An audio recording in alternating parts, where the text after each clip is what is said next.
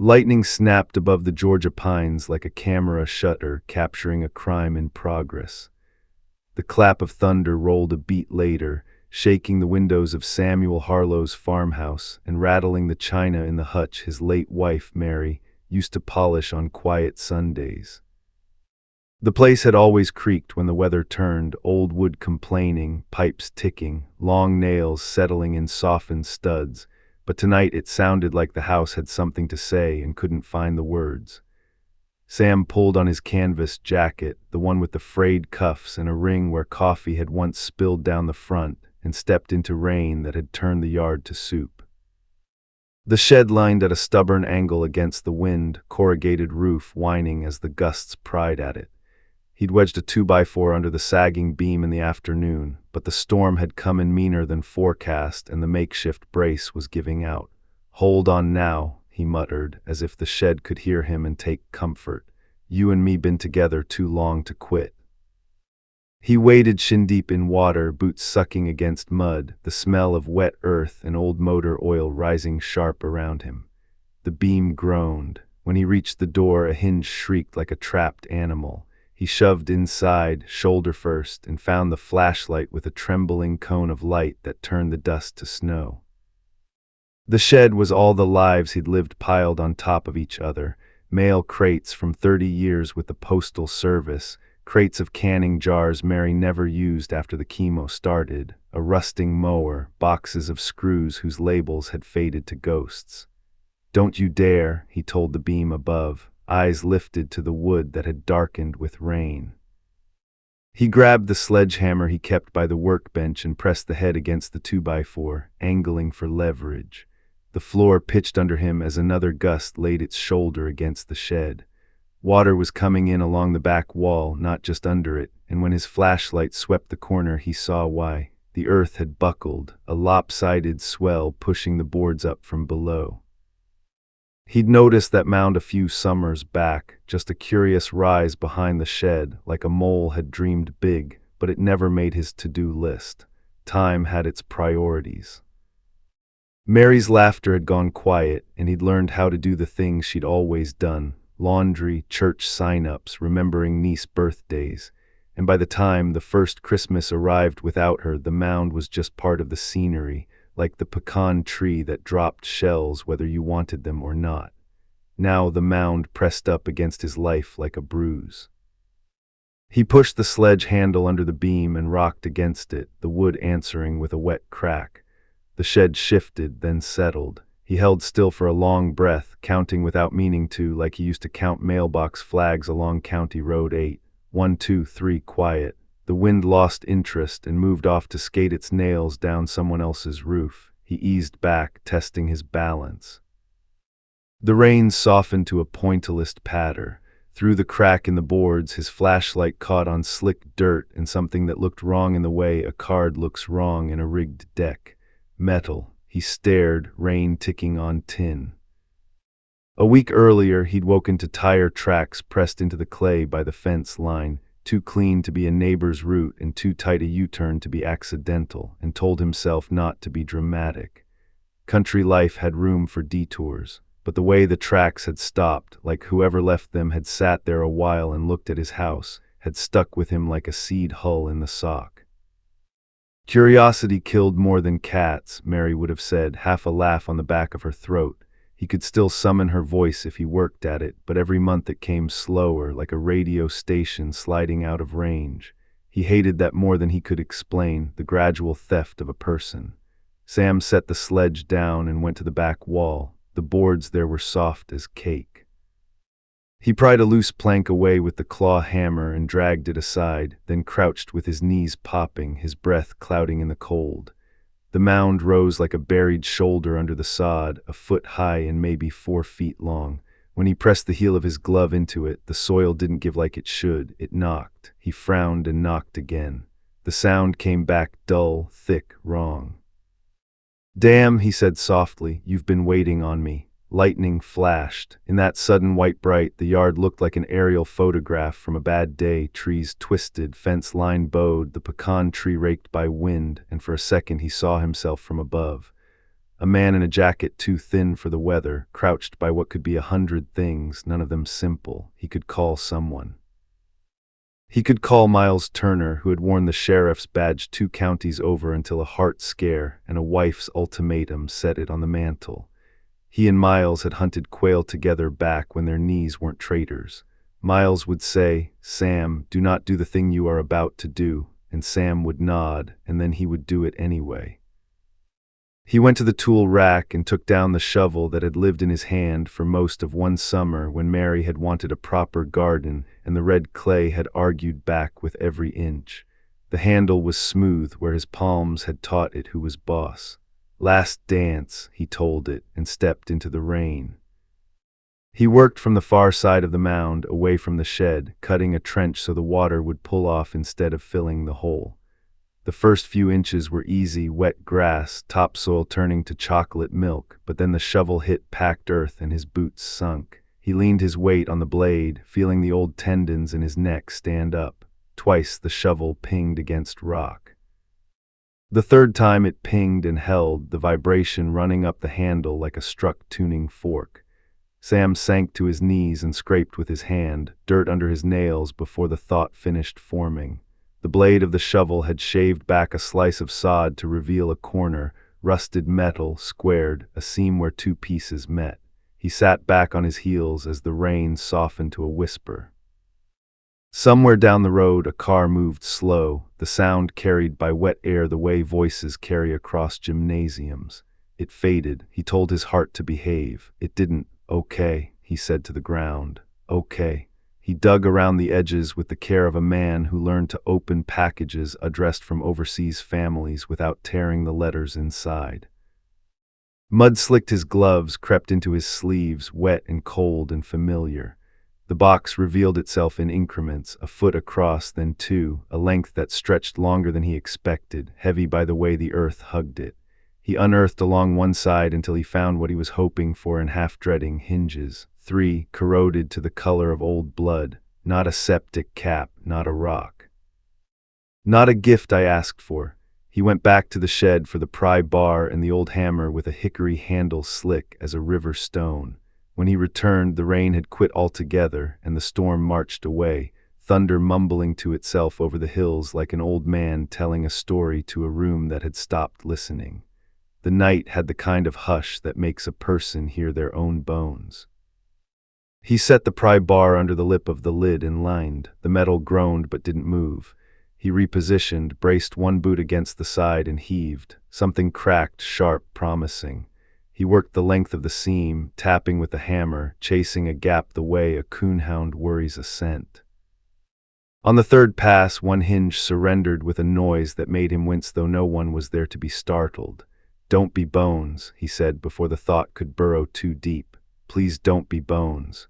The lid came up a 1/4 inch, then more, the smell rising first, damp iron mildew, a hint of something sweet-rot that meant time had sealed and fermented whatever lay inside.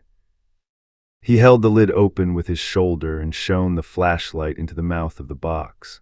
There was cloth, dark, heavy, folded neat as a promise, and paper wrapped in a waxed bundle. The beam slid over metal that had not seen day in decades. A pistol, a cigarette case engraved with initials that the rust had not eaten, dog tags twin and dull on a chain. And near the bottom corner, the tight throat of a canvas sack, mouth cinched with a cord, the fabric stiff as if it had been wet then dried and wet again.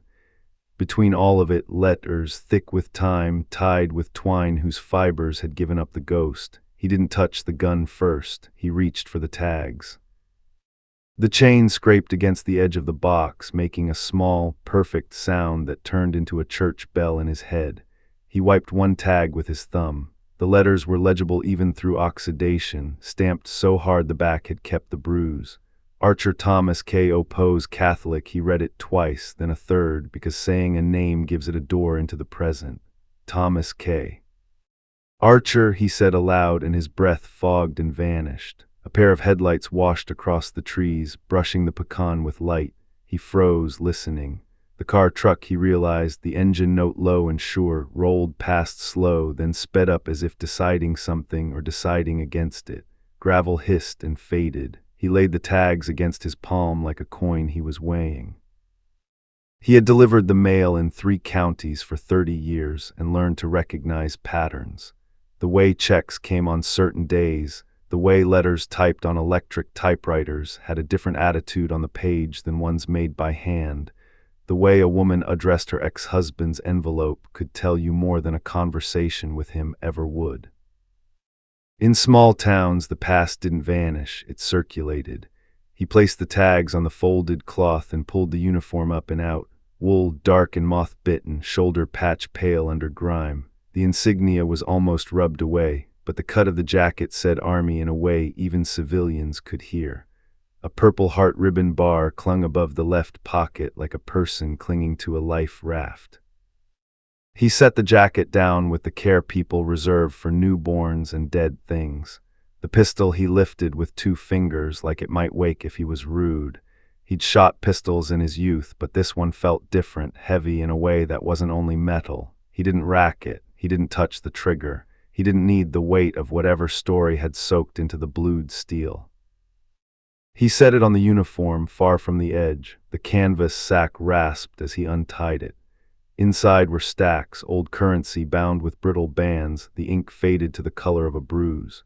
He thumbed through a packet and saw faces he recognized and ones he didn't, series dates a lifetime back, some stamped by banks that didn't exist anymore except as names carved above empty doorways down on Main Street. The bills had that dry feel of paper that has tried its best to outlive the damp. "Lord," he said softly, "how much of you did I just pull out of the ground?" Under the money, a tin slid into view. He lifted its lid. Inside, a folding pocket knife with bone scales worn smooth by somebody's thumb, a black and white photograph of a man in uniform standing in front of a plain clapboard house, a woman at his side squinting against sun, both of them young enough to believe in what was coming next. On the back of the photo, pencil lines that held despite the years. Tom and Margaret, Crestwood, 1946. He ran his finger under the stack of letters and pulled one free. The envelope was thin, the glue having given up decades ago, return address carefully printed, Margaret Archer, Charleston, SC.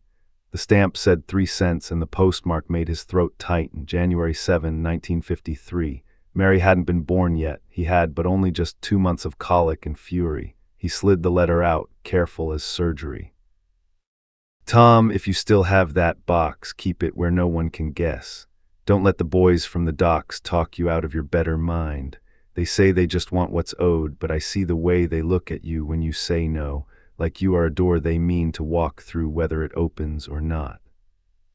I told you I'd help if you'd only let me, but you told me a man ought to clean up his own mess before he hands it to his sister. I am not better than you at being afraid, Tom. I just don't mind asking for help. Your sister, Maggie." He folded it back into the envelope with a feeling like aligning bones after a break. He wanted to read them all right there, to pour a stranger's life into the empty spaces his own had been collecting, but a noise snapped him out of the spell. The distinct crunch of gravel under tires, closer this time, without the rain to smother it. He killed the flashlight and went still. The night leapt in wet wood, the faint, metallic warmth of the box's breath, his own heart pushing its shoulder against his ribs. The engine idled, then cut. He heard a door open close, the soft clap carrying across the yard like a hand against a mouth. Footsteps scuffed on the road, paused. He could not see the fence from where he crouched, but he could feel a gaze land on the house and then on the shadowed rectangle of the shed. He thought of the pistol. The thought came and went like heat lightning, a bright slash, no rain. He was not that man and did not want to find out if he could be. "Sam," a voice called, not loud, not friendly. "You up?" He didn't recognize it. The syllable had a city's flatness mixed with something local and bored, like a person who knows the back roads but sleeps with the TV on. He held his breath. The footsteps came to the fence, then away, then back again, the indecision of a stranger trying to judge a dog without seeing it. "Wrong house," the voice said finally, too casual. A beat later, the engine coughed alive, tires turned in gravel, the sound moved down the road and slid away. He waited a full minute, he counted, because counting felt like a rope in the dark, and turned the flashlight on, beam tight and low. The box lay open like a mouth. The letters breathed their dry smell. The uniform was a dark square against darker night. He looked at the contents lined up like evidence of a life: tags, jacket, pistol, money, letters, tin, and understood with a sudden, clean certainty that he was now responsible for something that had started long before he knew the shape of his own name. He thought of the tire tracks last week, the slow-moving truck, the voice that had tried to make an introduction out of an intrusion, and he felt both younger and older than his 68 years. The easy thing would be to close the lid, put the dirt back, and pretend curiosity had not pressed its face against his window. The smart thing would be to call Miles tonight, wake him, say the words, and let an old lawman's instincts cut through the weeds. The right thing, he wasn't sure yet, and the not sure of it ran its fingers down his spine. He gathered the items with the care of a priest, restoring a desecrated altar, and carried them into the shed, setting them on the workbench on a spread of burlap meant for potatoes. Inventory, he thought, as if there were forms somewhere a human could fill out to offset the weight of the past. He locked the shed, 2 padlocks that comforted no one, and wiped his hands on the thighs of his jeans. Back in the kitchen, he set water on the stove and watched the flame burn blue. The clock above the radio said 1:43 a.m. The wind had gone somewhere else, and the house had gone back to its old, honest creaks. He poured coffee into a mug Mary had bought at a churchyard sale, the glaze crazed into a spiderweb, and carried it to the table where the surface showed years of meals and envelopes and the oil stains left by engines disassembled on winter afternoons. On the table he placed the dog tags. He tapped them once and they chimed. He imagined a man named Thomas Archer on a porch like this one, the war over, breath frosting the air, stomach knotted for reasons he did not share, deciding to bury a piece of himself because the world above ground had turned predatory. "You did the burying," Sam said, voice level, "and I did the digging. What happens next is going to be both our faults." He looked toward the dark square of the window, no headlights now, no shape at the fence, and felt the freighted quiet of a house waiting for morning. He reached for the phone, thumb hovering over Miles Turner's number, then set it down. The choice would be there when the sun came up. It felt like a thing that ought to be made with light on his hands.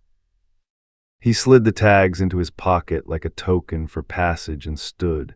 He was wet to the knees, cold in the fingers, and so awake he could have torn shingles off with his teeth.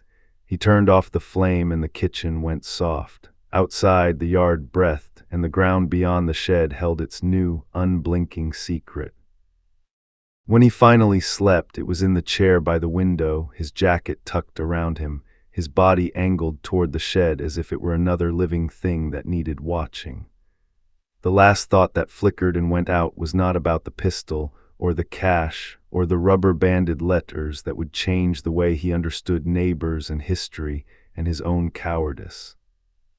It was of Mary laughing in a parking lot when rain caught them with no umbrella, her hair plastered to her forehead, her eyes bright, her mouth open on a joke she never finished because he had kissed her, feeling then what he felt now.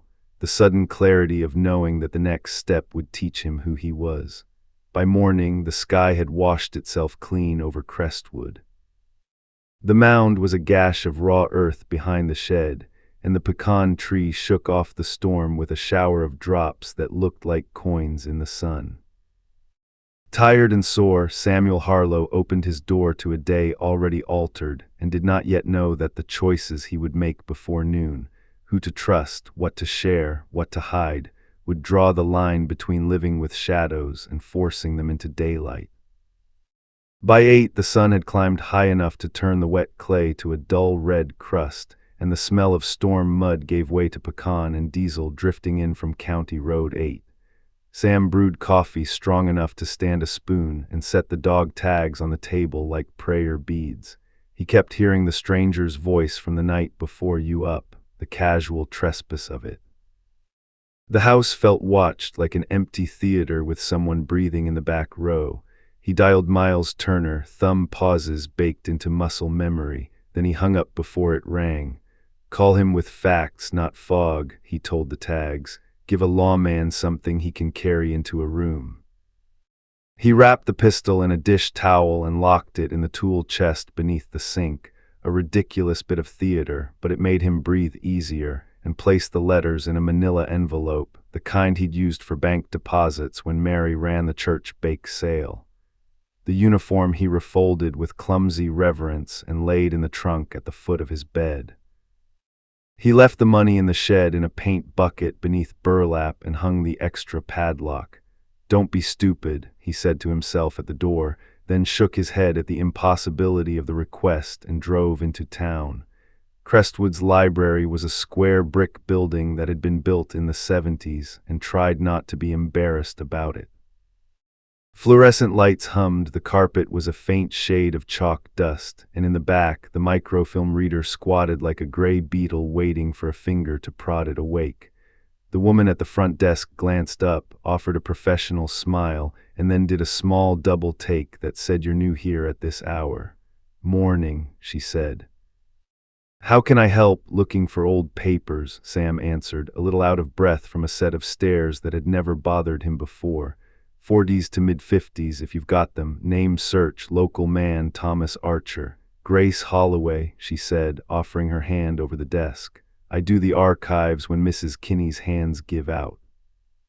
Thomas Archer spelled like the occupation, like the arrow, he said. "Two names, Thomas K. Archer, Army. Might have lived out near my place before I bought it." Grace's handshake was steady, palm warm. She had librarian glasses and a leather bracelet tight to her wrist, a little edge to soften the cardigan. "Let's see what we can see," she said, guiding him toward the back. "Microfilm's cranky till it gets coffee, same as all of us." They sat side by side at the machine, the library quiet as Sunday morning before the choir warms up. Grace threaded a reel with practiced hands. "We digitize when the grants cooperate," she said, "but some years the money goes to roofs and story hour snacks." He gave her the envelope. "Letters," he said, "from a Margaret Archer." "I'm not reading your mail," she added quickly, seeing his hesitation, "just trying to match dates to headlines." He nodded. The first page flickered onto the screen. Crestwood Weekly banner, May 1946. They rolled past church potlucks and an ad for a Plymouth with modern hydromatic, and the mayor shaking hands with a man in a hat big enough to rent. Grace's finger tapped the knob and slowed at a headline with a small black and white photograph. "Sergeant Thomas K. Archer returns home, awarded Purple Heart." The picture was ghostly, but the jaw was unmistakable. Younger, but the same man who'd stood in the photo, tin with Margaret. Grace glanced at Sam. "That your fella?" "That's him," Sam said, the confirmation threading under his skin like a stitch. Thomas K. The article was boilerplate, service in Europe, a knee wounded near Remagen, plans to settle in Crestwood and assist at the family property. No mention of the smell of mildew or a crate of currency or a sister writing letters with fear under the ink. That was nobody's business then, the paper seemed to say, and almost nobody's now. They rolled forward. "A missing pet in 49 with a reward of $2 and my mom's apple pie." A photo of a high school basketball team where all the boys looked like they were already their own fathers. 1953. January. Grace slowed her hand. A small notice on page 3 hemmed in by bowling scores and an item about the Rotary luncheon. "Local man missing, Thomas K. Archer, 37, of County Road 12, has not been seen since December 21. Contact Sheriff's Office with information. Family concerned." "December 21, Grace murmured, "right up against Christmas." Sam felt the words land where his heart kept its finger. The letters in his envelope rattled like bones. He slid one out and read the postmark, January 7, 1953, the same week the notice had run. Grace read while he watched her face. She was careful with her expression, but when she reached the lines about boys from the docks and don't let them talk you out of your better mind, a small muscle worked in her jaw. "You okay?" he asked. "My granddad worked the port down in Savannah," she said after a beat, eyes on the glass. Docks were complicated back then. Lots of side money, lots of men who wore suits to church and carried other people's sins in their pocket. Doesn't mean, she let it trail. Sam didn't press. There's more, he said, softer. They read. One from March 52. The money is not yours to fix things with Tommy. It's not theirs either. Put it somewhere no one will think to look. I will not have your picture on a pole like those other mothers' boys. Another from December 52, close enough to pull breath from the present. If the man with the scar asks again, you say no. He smells like trouble and cheap cologne. Grace leaned back. Man with a scar, she said, as if the phrase had been waiting under her tongue for years. I've heard my granddad mention a man like that. He didn't say a name, he said, scar like someone drew a line from ear to mouth and told him to keep quiet. Sam glanced at her. You think your family's mixed up in this? I think Savannah in the 50s was a place where men did what they had to and called it economics, she said. And I think if my granddad knew Archer, he won't be the one to tell us. He's been gone 10 years. They made a list like two people in a kitchen deciding whether to fix a roof themselves or call a man who'll overcharge. Dates, names, places. Grace printed the missing person notice and slid it into his envelope like a bandage. You going to the police? She asked. I'm going to a friend, he said. He wears a badge when it helps and wisdom when it doesn't. Her look held a question and a warning. Be careful getting wise with people who prefer the other kind of help. On the way out, he noticed a bulletin board with Polaroids of Crestwood through the decades. 4th of July parade floats like fever dreams, papier-mâché eagles, a girl waving from the back of a pickup in a dress that had used someone's mother's curtains. In a 1950 photo, the camera had captured downtown under a noon sun, a row of storefronts, a bus idling, a shadowed sedan nosed at the curb. In the passenger seat, a man stared toward the camera with a face too blur-soft to know, but Sam's scalp tightened anyway, because the angle made it look like the man's attention had landed on whoever was taking the picture with more intent than civic pride. A small caption in block pen, Main Street, summer 50. He told himself not to chase ghosts. Outside, the day had sharpened. He drove the 4 miles home easy, window cracked, the smell of pine tar and someone's barbecue drifting along. A blue Civic settled on his bumper for 2 whole miles, close enough that he could count the stress crack in its headlight cover. He slowed to let it pass. It didn't. He turned on his signal half a mile early. The Civic stayed so near he could feel the driver's gaze like heat on his neck. Finally, at the turn for County Road 12, the car swung wide, shot past, and then, so deliberate it made him laugh out of disbelief, eased back in front of him and crawled. When he reached for his phone to snap the plate, the Civic accelerated like a spooked deer and disappeared over the low hill. You're cute, he said to the empty road. His hands were damp on the wheel. At home, the padlock on the shed hung where he'd left it. He let out a breath he hadn't counted. Inside, his stash was undisturbed, the canvas sack slouched in its bucket, letters gone from sight, jacket a dark folded mass in the trunk inside. He opened the tool chest, checked the dish towel, and closed it again. He had done the minimal, he told himself. Minimal was not going to cut it. He called Miles. You sound like a man who wants to talk and regrets it already, Miles said by way of hello. Kitchen sounds clinked behind him, a radio low, his wife humming. I found a box, Sam said. In my yard, old army tags, letters, a gun, and enough bad paper to make someone drive slow behind me through town. Silence, then a chuckle that wasn't humor. Tell me you didn't call the sheriff before me. I didn't call anybody before you. That's either a kindness or a mistake, Miles said. Bring what you can carry without going to jail, and bring your common sense. We'll do this right.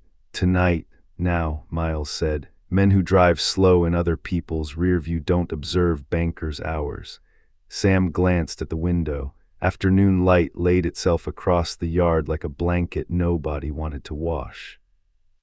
He touched the dog tags in his pocket, felt the cool stamp of another man's name, and for a beat he was younger and older again.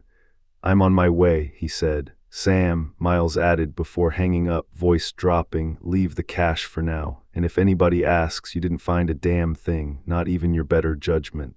Sam smiled without teeth. That part's easy, he said, and hung up. the house holding its breath as if it knew the difference between errand and errand that changes a life. Unpacked the envelope of letters, the dog tags, and the photo tin into a canvas tote Mary had once used for groceries at Piggly Wiggly. He left the pistol wrapped in the dish towel under the sink, like Miles had ordered through the phone, and paused with the keys in his palm. The quiet in the house had a tilt to it, as if the walls were leaning in, listening. A knock broke the stillness, 2 quick raps, then one, the rhythm of a neighbor who'd never learned patience. Earl Jennings stood on the porch in a John Deere cap and a denim shirt that had made it through too many summers. He had the ruddy complexion of a man who'd split wood before breakfast for 40 years, and a gaze that never fully decided between friendly and nosy. "You look like somebody who got up to mischief," Earl said, peering past Sam into the hallway like he might spot the mischief sitting on a chair. "Morning to you, too," Sam answered, blocking the view with his shoulder. "What's on your mind, Earl? You know, the blue Civic that rides your tail like a stray dog." Earl hooked a thumb toward the road. "Saw it turn around twice this morning by your place, out of county plate. I wrote it down." He unfolded a torn scrap of envelope and squinted. "NZ no and 7Z hell, my eyes ain't what they used to be." "You still saw more than I did," Sam said, the tote strap cutting into his fingers. "Appreciate it." Earl lined on the jam. "Also, here tell you we're down to the library. Grace Holloway's aunt goes to my church. News walks fast in this town even when you don't set it free." "Grace helped me find a missing person notice from 53, Sam said carefully. "Thomas Archer lived out this way before my time." Earl's eyes clicked. "Archer, huh, my daddy had a name for him, the unlucky Archer. Like everyone else got bows and he got a boomerang. Folks said he came back from the war with a medal and a demon. Fell in with dock boys down Savannah. Smuggling s what they whispered. War spoiled a lot of men for small money." "Your daddy ever say who Archer ran with?" Earl scratched his jaw. "Men who wore Friday suits on Monday. I heard one story. Sheriff back then waved off trouble when it came with cash. I don't tell you that to poison the well. Just don't go assuming the law works the same on every day of the week." Sam thought of Miles, honest as a plumb line and twice as stubborn. "Not all lawmen are the same." "Nope," Earl said, "but history repeats its best lies. Be careful what you stir in the bottom of the pot, neighbor. Sometimes you bring up bones." He pushed off the jam, then paused, softer. "You look tired, Sam. Mary would tell you to sleep before you go fighting other folks' ghosts. She'd also tell me not to leave a thing half done," Sam said. "True enough." Earl tipped his cap and started down the steps, then looked back. "If a man with a long scar on his cheek ever comes asking directions, you send him to me. I got words saved up for men like that." When Earl's truck grumbled away, Sam locked the door behind him and sat at the kitchen table with the envelope. He tugged out a letter near the bottom of the stack, one he hadn't let himself touch last night. The paper was thinner, the kind that ghosts light from behind, and the edges had taken on the memory of the cord that once tied the bundle. "Tom," it began, the handwriting already familiar enough to tug at him. "You remember the blonde boy who loaded trucks at Trussman Warehouse? He came by the house, said Mr. Rafe had a message. He called it a neighborly suggestion. Imagine the ocean smiling with knives. He said if you didn't show up Thursday night with what you owe, he'd be by to take payment in something other than dollars. I told him if he took one step on Mama's porch, I'd cut his heart out with the church kitchen's bread knife. He laughed like the devil was tickling him and said folks who don't mind bread knives often end up cut by something worse. Tommy, if you have the box, keep it boxed. If you buried it, let it learn the language of dirt and stay gone. You said you wanted to give it to the right people and make it right. There ain't right here, there's just less wrong. If you have to go to the law, go to the federal kind.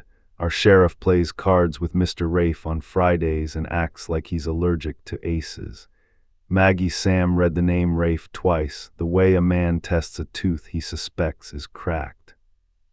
He could taste copper under his tongue, the old body's way of translating dread. The phone buzzed. Miles. You on the road? Miles asked. 10 minutes, Sam said. Earl stopped by with a partial plate and a gift basket of rumors. Earl's rumors come trimmed in fact about 40% of the time, Miles said. Good odds in a county like this. There's a name, Sam added. Rafe. Runs the docks in the letters. Margaret says the local sheriff was friendly with him in '53. You got a Rafe in your memory, a long exhale. Rafe Keating, not his government name. Ran things quiet in Savannah after the war. Moved whiskey in the '40s, machine parts in the '50s, God knows what else. Stayed a rumor more than a headline because he kept different sets of books, one for the money, one for the favors, one for the sins.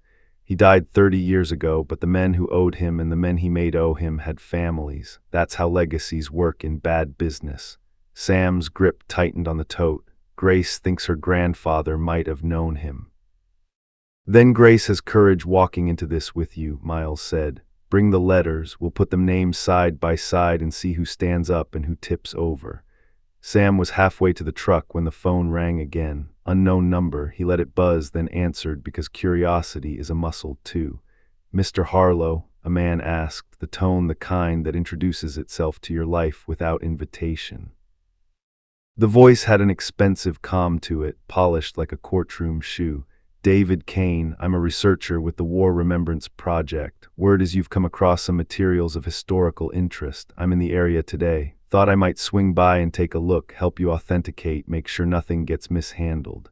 Word is fast, Sam said, feeling the heat rise under his collar. And wrong. I found a leaky roof and some old memories. No need for help. Silence, then a chuckle that didn't get near the man's eyes wherever they were. Mr. Harlow, the good thing about history is there's room for more than one caretaker. I'm sure whatever you have is safe today, but things have a way of moving. Let me do you a kindness. I don't take charity from strangers, Sam said. And I don't like folks who know my business by breakfast. You'll change your mind, Kane said, the velvet worn thin. Or someone will change it for you. I'll be in touch. The call cut. Sam stared at the screen, then at the trees. The pecan leaves made a shy shiver like they'd heard the same thing he had. He drove out, the tote on the seat like a passenger. At the first stop sign, he noticed a new thing, the faint inked X on the back of his mailbox, small and careful like a surveyor's mark. He pulled over, wiped it with his thumb. Permanent marker, fresh. He called Earl. You mark my box. Hell no, Earl said. I ain't lived long enough to start writing notes to thieves. Somebody casing, you ask me. Hunters used to tag fence posts like that to keep track of the good stand trees. You're somebody's good stand now. The drive to Miles's place ran 2 counties and several lifetimes. Sam kept waiting for the blue Civic or something worse, but only a feed truck and a school bus shared the road. He rehearsed what to say and what to swallow. He imagined telling Miles to call the feds, to lock the letters in a room with fluorescent lights and chain of custody forms. He imagined doing none of that because every step up into officialdom was a step away from control, and the part of him that had learned to survive grief by holding small things close objected at the idea of handing away the only story he'd been given to finish. At a four-way in a no-name town, he stopped for gas. As the pump ticked dollars, a man at the next island glanced over. He was mid-40s, black pea coat despite the heat, clean-shaved, the kind of posture that speaks a foreign language of power. A pale seam ran from his right ear toward his jaw, like someone had scribed a line with a blunt blade years ago. He smiled like he knew an answer to a question Sam had not yet asked. Headed somewhere good, the man said, voice clean as glass. Errand, Sam answered. Good to finish errands, the man said. Bad to leave them half done. He capped his tank and got back in the truck with the slowness of someone setting a trap for his own temper. Miles's mailbox appeared like a boundary line, white paint peeling, name stenciled in letters too unimpressed with themselves to be faked. As the tires found the gravel lane, Sam looked in the rear view. The road was empty, but that didn't make him feel less observed. He reached across the seat and touched the canvas tote like it was a living thing that might bolt if not reassured. You're a fool, he told himself gently, the way Mary would have, and kept driving toward the one man he trusted to tell him whether the past he'd unearthed could be put back in the ground. or whether it was going to insist on standing up and walking into his life with its feet muddy and its hands out. Miles Turner met Sam halfway down the gravel drive, big as ever in his canvas jacket and LSU cap, a coffee mug steaming in one hand like it had grown there. "You brought ghosts," Miles said, peering into the cab before Sam had the truck in park. "Let's give them a table." Inside the Turner's kitchen, the radio murmured Patsy Cline and bacon perfumed the air with a generosity that made Sam realize he hadn't eaten since yesterday. Miles's wife, Bernice, waved a spatula like a conductor. "You look thin and worried, Samuel. Sit before you do something stupider than skipping breakfast." She slid 2 eggs onto a plate, then lowered her voice. "Miles, you done worried him on the phone. I only worry when there's cause," Miles said, which was his way of saying yes. They laid the letters out under the window light, dog tags chiming softly whenever Sam's fingers touched the chain. Miles read in the slow, patient way of a man who'd learned to hear confessions without looking eager. He took a hand lens to the postmarks, jotted dates on an old yellow legal pad where grocery lists shared pages with names, suspects, coordinates, years of a life in ink. "Rafe Keating," Miles said finally, looking up. "You don't say that name at full volume in Savannah even now." He had 5 men who did his asking, when they called Slash. Scar ran ear to jaw. "Saw him at a gas station an hour back," Sam said. "Or his son, or my nerves, wearing a pea coat." Miles's mouth went tight. "If you saw him, Slash is not a rumor. That one's the kind who reads your mail with your eyes." "And the blue Civic?" Sam asked. Earl caught part of a plate. "Plate's probably cash," Miles said. "Car a loaner will still run it." "Bernice, can you pull the DMV terminal? My login still works when I ask polite." Bernice smirked. "You asking polite for once." She disappeared to the back room where the spare computer lived among boxes marked "Christmas lights work" and MILESSTOOLS leave. The printer spit a cautious sheet a minute later. "2 matches," she called. "Civic's a rental out of Savannah Airport. Renter S. David Kane." Sam's skin went cold in a way that had nothing to do with the air. "He called me an hour before the gas station," he said. "War Remembrance Project," he said, "offered to help authenticate my trouble. And then he or a friend tailgated you to see which way you leaned," Miles said. He touched the letters like they might run if he didn't keep a gentle finger on them. "This is pressure." "That's all this is." Old families get itchy when the past stands up and starts rummaging in their silverware drawer. Sam stared out the window at Bernice's bird feeder where a cardinal bullied smaller birds with cheerful efficiency. "Do I hand this to the feds?" he asked. "I can put these on a desk and turn back into a man who worries about nuts in the yard and shingles." "You can," Miles said. "And maybe you should, but let's not pretend your conscience is going to nap easy. You already crossed the line between curious and called." Bernice leaned on the jamb, drying her hands on a towel. "Miles, don't dance around it. Give him the 2 choices you give every stubborn soul who comes in here with a box of someone else's sins." Miles nodded, eyes on Sam. "Choice 1, we call agents with letters and you become a footnote who sleeps. Choice 2, we do one sweep ourselves to set the table, confirm Archer's property record, cross-check Rafe's lieutenants with any living kin, and figure why the box sat on your land instead of making its way to a bank vault. Then we call the feds with something that forces their hand, but you'll be visible, Sam." "Invisible men get visited." "I'm already visible," Sam said. "Mailbox had a marker on it this morning, little X like a survey mark. Earl didn't put it there."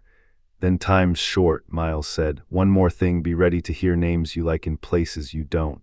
Sam looked at him. Like Grace Holloway's granddad, Miles didn't blink, or a deacon, or someone you fish with. Rafe's money didn't just buy whiskey and engines, it bought church roofs and scholarships with quiet receipts. Silence pooled in the room. Outside, a truck downshifted on the highway. Inside, Bernice refilled mugs like law and habit. "All right," Sam said, surprising himself with how steady he sounded. "We sweep, we call. And in the meantime, I want the letters copied and the originals somewhere no one will think to look." "Bernice's cake carrier," Miles said. "Nobody opens a cake carrier without permission from God." "Or Bernice," she added, "which is worse." They scanned what they could on the clunky flatbed, pages moving under the lid like fish under ice. Miles tucked the originals into a plastic layer cake dome with daisies on the side and slid it onto the top shelf of a pantry behind a wall of canned tomatoes. He wrote arrowroot on a sticky note and stuck it to the lid. "Next steps," Miles said, back to his legal pad. "I'll run Archer through property tax records and probate. You go home and pretend normal. Don't deviate from your routines except where safety insists. And Sam, don't be a hero who reads his own obit." Sam left with the tote, now lighter, copies only, and a map of the past folded inside his head. The day lined into afternoon. He drove the back roads home, changed his route twice, watched his mirrors like they might spell. No blue Civic, no peak coat. Just a feed truck, a teenage boy lifting a bike with one hand to wave, a woman walking a dachshund wearing a sweater like a joke the dog didn't get. His driveway looked like it always did, which was somehow worse. Normalcy had teeth. He parked and sat with the engine ticking down, listening for the small wrong noises he only noticed since last night. He heard a jay heckling a squirrel, the distant drag brake of a semi, his own pulse. He got as far as the porch when the voice came from the shade of the pecan. "Mr. Harlow." A man stepped out, palms open like a televangelist about to pass the plate. He wore a navy blazer that hung right, jeans that cost more than Sam's truck payment, and a smile that looked lawful. Mid-40s, barbered within an inch of repentance. His shoes found the one dry patch of dirt without looking down. "David Kane," he said, as if the name should arrive on velvet. "We spoke." "You spoke," Sam said. "I listened and decided to keep my pockets to myself." Kane's eyes were the pale kind that made it hard to tell where the pupils were pointing. "I admire caution," he said. "I make a living off people who rush. May I come in?" "You may not," Sam said. "You can have the air and the view. That's all I'm selling on a weekday." Kane glanced past Sam toward the shed, so quick it would have looked like a blink to anyone not waiting for it. "You have something that belongs to a family I represent," he said, voice still soft. "Items of personal history. They've been missing for decades. I'm here to prevent misunderstandings that turn into problems." "You represent Margaret Archer?" Sam asked. "Because that's the only family I see on paper." The smile flickered. "I represent descendants of a gentleman who, let's say, assisted Mr. Archer. He was promised a return that never came. He's owed." "Owed," Sam repeated. "A box with another man's name on it, dog tags stamped like a headstone. That what your clients owed." Kane's tone cooled, Arctic sliding under charm. "This can be courteous or it can be complicated. I'm offering courteous. I can bring a notarized statement that transfers liability and valued consideration of," he paused, as if picking a number off a shelf, $10,000 for your trouble." Sam barked a laugh that sounded older than he felt. "You got a library card in your wallet, Mr. Kane. You read the paper. 10,000 wouldn't cover the plumbing if this turns into a police problem." 20, Kane said, as easily as changing gears. "And my word that this ends here. My late wife used to say men who offer their word like coupons ain't worth the paper," Sam said. He stepped down one stair, closing the field. "If you touch my gate again, I call the sheriff. If you set foot on my porch, I call a different kind of help." "Your friend Mr. Turner?" Kane asked, the name sliding out like a scalpel. Sam kept his face still. The pecan leaves tinked in a breeze nobody had ordered. Kane adjusted one cuff. "Think about my offer. Think about your peace. We all want the same thing." "No," Sam said, "we don't." Kane nodded once, like a man agreeing to disagree at a Rotary lunch, and walked back to a slate-gray SUV that Sam hadn't heard arrive. The vehicle started without complaint and rolled off, tires whispering on gravel. He didn't look back. Sam didn't move until the SUV's sound folded into the road and vanished. Then he moved fast. He jogged to the shed, unlocked the padlock, and swung the door. The smell hit him wrong, metal and sweat and something else out of place. The paint bucket had been shifted 2 inches left. The burlap sat not quite flush. He lifted it, heart raising a hammer. The canvas sack was there, lighter, he couldn't tell. The dish towel under the sink, he ran to the kitchen, was pulled too neatly, the kind of neat that meant a stranger had been in the drawer and tried to put the world back to factory settings. He pressed both palms to the counter until his hands quit shaking. Then he took the pistol out, checked the chamber the way the army had taught him back when he believed in instructions, and wrapped it again. He set it high inside Mary's flour tin marked sugar in loopy black paint, because men who steal don't always bake. Back on the porch, he sat on the top step and let the afternoon move around him, every sound a needle. Fear wasn't the hot spike he expected. It was a slow pour, heavy and sure, like molasses. He called Miles. "Kane just left my yard," he said, keeping his voice level. "Said he represents a family that's owed, offered me money and peace like those come from the same pocket." "He touched your gate?" Miles asked. "He touched my house," Sam said, "while I was gone." Miles's breath tightened 3 counties away. "Okay, we escalate. You don't sleep there tonight. It's my house. It's your life," Miles said. "Pick which one you plan to keep." Sam closed his eyes and saw Mary in the Kroger cereal aisle, grinning around a box of corn flakes like a kid. He opened them and looked at his yard. "I'll pack a bag," he said, "but I'm not leaving the letters, and I'm damn sure not leaving Archer's name to a man with a fancy blazer and a rental contract." "Good," Miles said. "Bring your stubborn. I'll bring deputies I still trust." When the call ended, the porch light across the road flicked on though the day hadn't dimmed. For a second, it looked like a signal, a small, artificial star blinking in answer to a question he hadn't yet asked. He stood, went inside, and began to gather the things a man takes when he believes he might not see a room exactly the same way again. By the time Sam threw a change of clothes and his shaving kit into a grocery sack, the porch across the road had gone dark again. He locked the back door, tested it twice, then stood in the kitchen long enough to decide he was saying goodbye to a version of the room.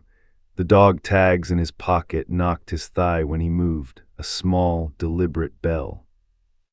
He drove to Miles's place with the radio off, hearing phantom engines where there were none. At the last bend before the Turner's mailbox, his headlights caught a pair of eyes in the ditch, coyote or dog, then the reflective stutter of a license plate tucked behind a live oak. He eased off the gas. The hidden car had a light dusting of pollen, the shape of a sedan with a nose like a rental. He didn't slow enough to be obvious, but he memorized the angle the way he used to memorize box numbers. Miles met him at the door with a jacket already on and a face that had switched from friend to cop without needing a mirror. 2 men rose from the sofa when Sam stepped in. One was narrow as a reed with a hawk nose and kind eyes. The other was thick through the shoulders with a barbershop fade and a smile that didn't spend itself. "This is Deputy Boone," Miles said, nodding to the hawk, and Deputy Alvarez. Both got the memo about keeping their heads below the waves. Boone shook Sam's hand like he was testing decency for structural integrity. "Sir," he said. Alvarez grinned. "My mama reads your letter to the editor about the grocery tax. She said that Mr. Harlow's got more sense than the county. She sent brownies, but Miles ate 'em. Evidence," Miles said deadpan. "Chain of custody." Bernice slid a tray across the table, coffee, ham sandwiches, a bowl of potato chips that didn't pretend to be anything but salt. "Eat first," she said. "Then the men can fuss." They did both. In the back room that served as Miles's office, they spread the copies of the letters, the photo tin, and the dog tags. Alvarez set up his phone on a tripod, hitting record so the chain of custody would be more than a phrase. Boone produced cotton gloves from his jacket like a magician promising to make sin disappear. "Where's the cash now?" Boone asked, businesslike. "Hidden," Sam said. "Shed, canvas sack under burlap in a paint bucket. I think Kane's people were there. Nothing obvious missing, but I didn't weigh it." Miles tapped his legal pad. "We're not touching the money till we can do it with a witness from the state or treasury. Anything we do now they'll call theft or contamination. We can catalog cereals off a sample. That puts us on a fence." Sam hesitated, then nodded. He lifted a single strap from the canvas sack he'd peeled off earlier, a thick stack secured by a brittle paper band stamped Savannah National Trust /FEB 1952. Boone read numbers off while Miles wrote, G00457821A, G00457822A. The green ink had that almost black depth notes got when they'd soaked up time. Some bills had a faint purple dust along the edges that made Boone raise an eyebrow. Aniline dye, he said, old bank security. If the strap got wet around stolen money, a dye pack could have bled, not enough to pop, but enough to whisper. Which means, Sam asked. Means somebody handled this nervous, Boone said, or tried to wash it literal. Alvarez zoomed in on the band. Savannah National Trust closed in '55, he said. Merged into Coastal Bank. Records from that era are a mess unless somebody kept them clean because somebody needed them later. Rafe, Miles said, always kept 2 books, sometimes 3. Bernice stuck her head in. Grace Holloway S on the line, she said, says she wouldn't call this late unless the past knocked on her window. Miles put her on speaker. Grace's voice came thin and urgent, like it had been run through a straw. I called my aunt in Charleston, she said. Margaret Archer's church friend. She said Margaret moved back to Charleston in '54 with grief she wouldn't name and died in '76, no kids. She kept a locked box at the church office in case the law ever came correct. Nobody knows where it went after Father Ansel died. Sam closed his eyes. Another box, another mixture of hope and rot. We'll look, he said quietly. Thank you. There's something else, Grace said, voice lowering. My aunt said Margaret used to warn girls about a man with a scar who smelled like bay rum and gasoline. Said if you smelled that mix, you crossed a street. Bay rum, Alvarez murmured, wrinkling his nose at a memory. My granddad used it, cheap and loud. Sam pictured the pea coat at the gas station, the neat pale seam. He ran a hand over his jaw, feeling the old anger wake up and ask for a job. Grace, Miles said, gentle but firm, you need to stay away from this for a minute. If that man's still in the wind, he'll sniff the library before he sniffs us. Lock your doors. Tell your aunt to tell anyone who asks that Margaret Archer is a quilting pattern and she knows nothing about it. Grace didn't laugh. Copy, Sam, be careful. I think we kicked a nest. When the call ended, Miles laid the legal pad down with a clap. We move now, he said. Boone, you take Sam's tote and the copies. Alvarez, you run the rental car plate through airport security logs, see who scanned in, see if Kane's using his government name. Bernice, call Sheriff Hartley and tell him I'm invoking the old man clause. He gets to be useful tonight. Bernice's eyebrows went up. The clause that exists only in your head. That's the one, Miles said. If Hartley wants to be reelected, he's gonna remember how to spell Rico. They broke like a small squad. 10 minutes later, Boone and Sam slid into Sam's truck, Alvarez into his cruiser, Miles in his old F-150 that still had a shotgun rack from another decade. The line of vehicles pulled onto the county road without lights, a quiet convoy. Stars were coming in, powdering the sky. At the first curve, a pair of headlights bloomed in Sam's mirrors, not close yet but patient, the way a cat watches a hole it knows contains a mouse. Sam's pulse climbed a rung. He touched the dog tags like a charm and kept his speed at 45. Boone, he said, you see the tail? Boone checked his side mirror. Been there since the mailbox, he said. Let him sit. Miles is 2 back. If he moves, we box him or we let him go, depending how he wants to write tonight's story. They hit the small bridge over Candy Creek. The tail drifted closer until Sam could read Georgia embossed on the plate frame. The driver flicked his high beams twice. Sam swallowed the urge to brake check. He'd learned in the postal service that spite on the road ends in letters to the editor you don't want to read. 100 yards past the bridge, the tail surged, pulled to Sam's right like it meant to pass, then swung in so close Sam could see his own shoulder in the other man's side mirror. Boone said, nope, soft as a prayer, and keyed his radio twice, 1 click for Miles, 2 for Alvarez. The convoy tightened without fanfare. Miles's truck slid wide to block any swing around. Alvarez's cruiser hung back, lights still dark, patience edged with authority. The tail thought better. It dropped back, then exited on a farm track so abrupt the sedan's rear end fishtailed, gravel spitting. Alvarez peeled off, ghosting him at a distance. Boone exhaled. Once you nervous, he said. Now you are. Mission accomplished. I've been nervous since I met Kane's haircut, Sam said, keeping his voice even. Nervous is just my new breakfast. They reached Sam's place. The shed sat where he'd left it, humble, lined, honest. The padlock still hung. Boone swept a flashlight in a slow circle, pausing on footprints Sam hadn't made, sharp edges not yet softened by dew. He photographed them with his phone, laying a quarter beside the tread for scale. Inside, Boone let Sam lift the burlap. The canvas sack bulged like a muscle against time. He didn't open it. He set it into a plastic tote and sealed the lid with blue painter's tape. He wrote across the tape with a Sharpie, Harlow/Archer currency, do not open without witness. They were halfway back to the truck when a brick hit the porch rail and exploded into chalky noise. Sam jerked, Boone pivoted, flashlight raking the yard. Another rock hit the side of the shed, a smaller thud than the crunch of boots on ditch gravel. Boone stepped forward one pace and stopped, keeping the distance, the calculation obvious in his stillness. "County Sheriff," Boone called in a voice that had practiced carrying, "step into the light before I persuade you to do it differently." A shape detached itself from the oaks across the road and became a man, late 30s, ball cap low, jaw slack with bad courage. He lifted both hands to shoulder height, palms out, no gun. He had the twitch of a meth-busy mouse. "Just passing through," the man said, grin too wide. "Thought I saw a coyote." "Throwing bricks at coyotes?" Boone asked. "Hell of a strategy." "Coyotes understand English," the man said. "You'd be surprised." Alvarez's cruiser rolled in quiet as a thought, then flashed his lights once, short and surgical. The man flinched, ran fast, good feet for someone stupid, and disappeared into the neighbor's pines. Alvarez didn't chase. He got out, hands empty, and looked at the broken brick. "Brickyard down on Miller Road stamps a star in theirs," he said, toeing the chunk with his boot.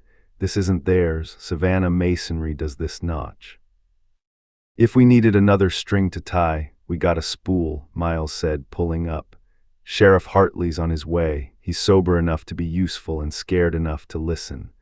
Sam stood with the tote in his hands and realized they were shaking, not because of the brick, not because of the tale, but because the moment had arrived when a man either goes home or leaves.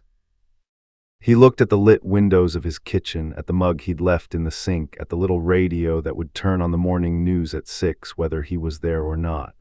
"I'm not sleeping here," he said, and the saying of it didn't diminish him. "But I'm not leaving this place to men who think property is something you can scare out of a person." Miles nodded, eyes kind. "We'll sit on it," he said. "Hartley will put a cruiser at each end of the road and a deputy in your rocking chair. You come with me. We lock the tote in my safe and we call the feds in Atlanta before breakfast." Sam looked once more at the yard. The pecan tree stood like a witness, the shed like a confessional. He set the tote in the bed of Miles's truck and felt the shift inside himself, fear making room for resolve, resolve making room for whatever came next. "Okay," he said, climbing into the cab. "Let's make the past talk." By morning, resolve had sobered into homework. Miles called the Atlanta field office, left a message with a duty agent who sounded like he was chewing a pen cap, and told Sam, "We don't wait for permission to gather facts." They split the list, Miles and the deputies to the courthouse and tax office, Sam to the library to meet Grace, whose text had arrived at 6:11 a.m. "I'm in. Coffee and a crowbar for the past." Crestwood's sky was the clean blue of a crisp apology. Sam parked 2 blocks away and walked the rest. Habit and paranoia had become indistinguishable.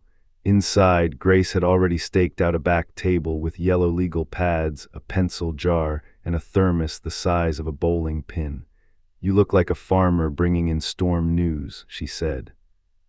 "I brought numbers," he answered, patting the pocket where the serial list sat, "and new enemies. David Kane came by the house yesterday with a blazer and a threat shaped like a compliment." "Good," Grace said. "Threats leave fingerprints." They started with the stacks. Grace had called ahead to the county clerk's office and charmed a copy of the 1954 property transfer, Thomas K. Archer sold to Raymond and Eliza Prout, recorded April 9, 1954. A rubber-stamped satisfaction of mortgage from February hung like a question. Who signed for Archer if Archer had gone missing in December? "Look," Grace said, tapping the faint signature with a capped pen. Jay Hartley, sheriff, that's our current sheriff's daddy. Boone said Rafe kept 3 sets of books, Sam murmured. Looks like he kept a little stamp pad, too. They made a copy and kept going. Grace slid a roll of microfilm into the reader and spun to Savannah Herald, August 1952.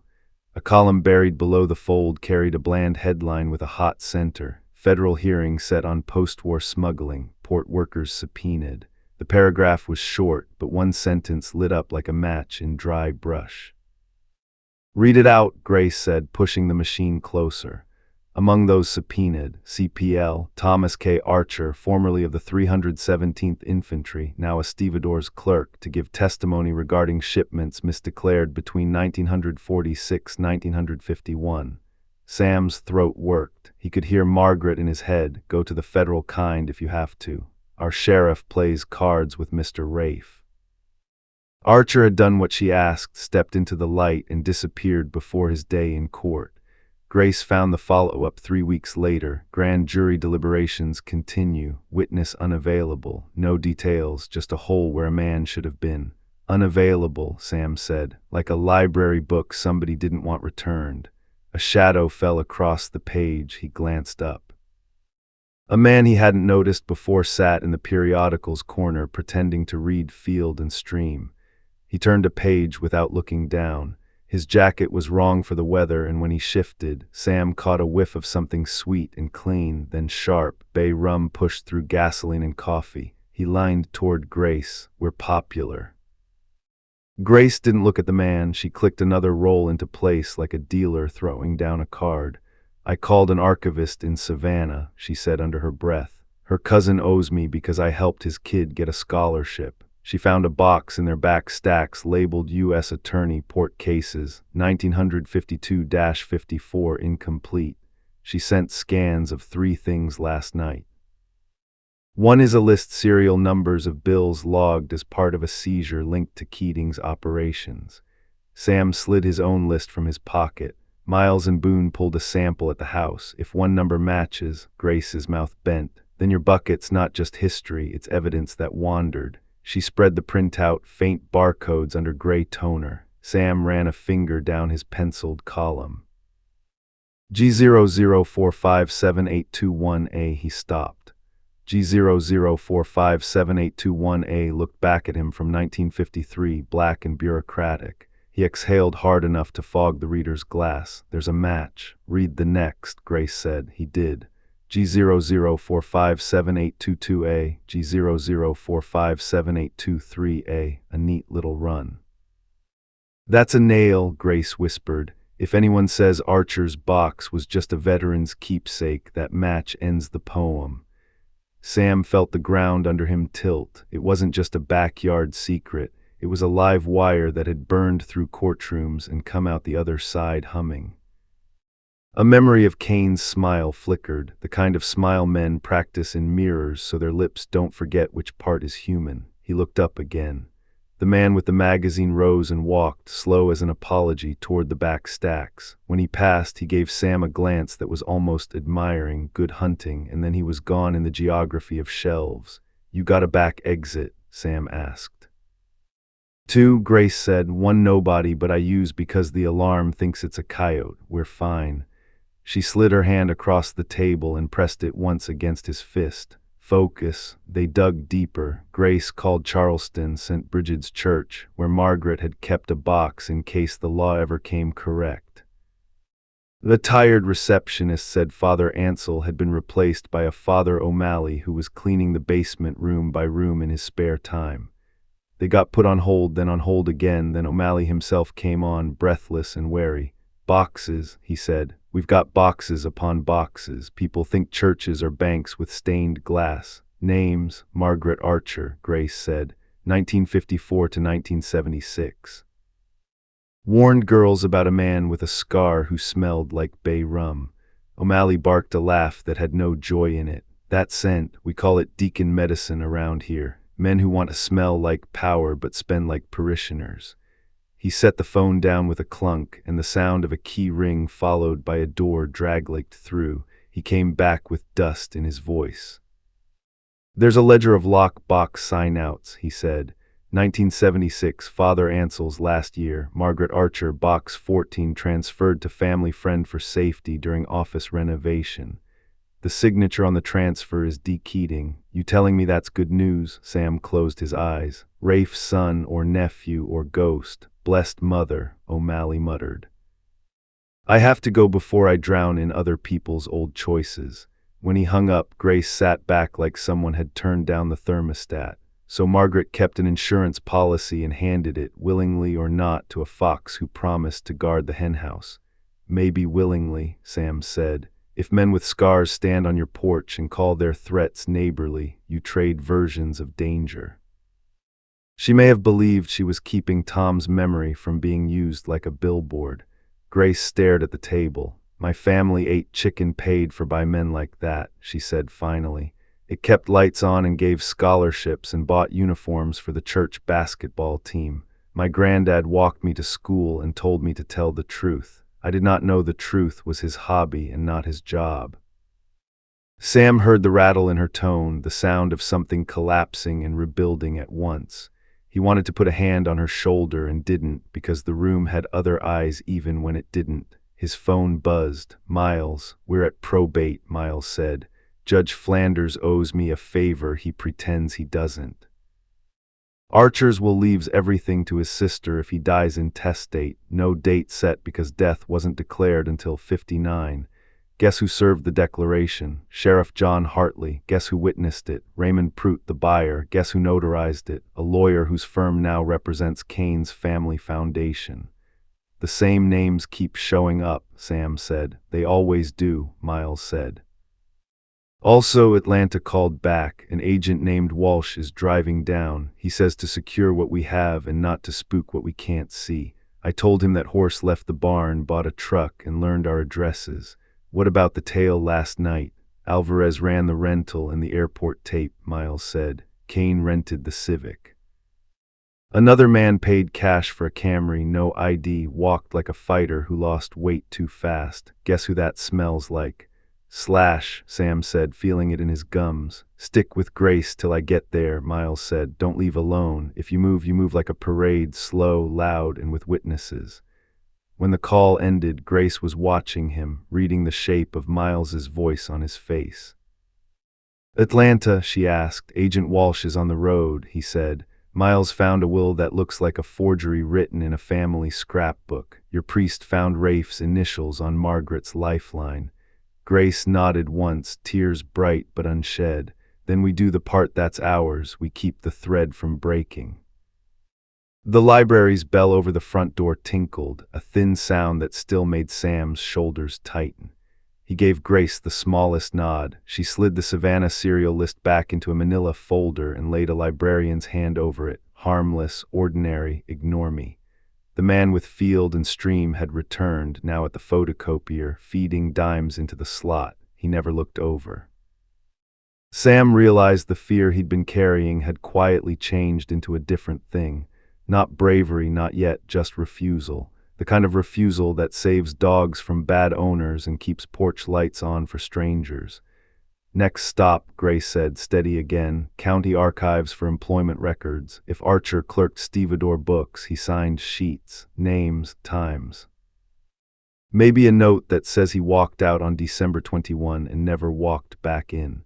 And if your granddad's name shows up next to his, Sam asked, gentle. Grace slid her arms into her sweater like armor. Then my family and I are going to have a very long conversation with ghosts, she said. And I'm still going to help you. They packed their copies and their anger, signed the reading room log as if that mattered to anyone except the past, and stepped into a noon so bright it made both of them squint. Across the street, a slate-gray SUV ghosted 2 spaces down and put on a blinker without turning. The driver's window slid down 2 inches. Sam caught bay rum again, faint as a rumor. Grace didn't look. Let him watch us walk into the courthouse, she said. Let him see the parts of America that still work. Sam matched her pace. His hand found the dog tags in his pocket and closed. They clicked once, a small sound with too much meaning, and he thought of Archer, jaw tight, letter in his jacket, stepping toward a door marked grand jury with courage he hadn't been paid for. If men like Rafe and Kane made legacies, maybe the rest of them could too. Let's make the record say his name out loud, Sam said. Let's make it say yours, Grace answered, and they crossed the street, watched, pursued, and unbeholden. The courthouse air smelled of old varnish and coffee burned an hour too long.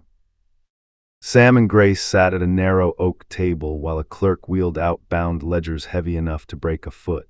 Every turn of a page seemed to echo louder than it should.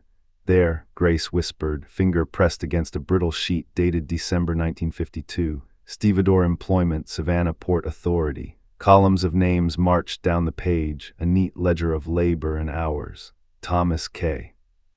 Archer, Sam read aloud, throat tight. Next to the name, hours marked through December 20th. The December 21st line was blank, the ink never touched. That's the day he vanished, Sam murmured. Beside Archer's name sat another, Joseph Holloway. Grace froze, her hand jerking back as if the ink had burned. My grandfather, she said. Christ, that's his signature. Same slant, same cross on the H.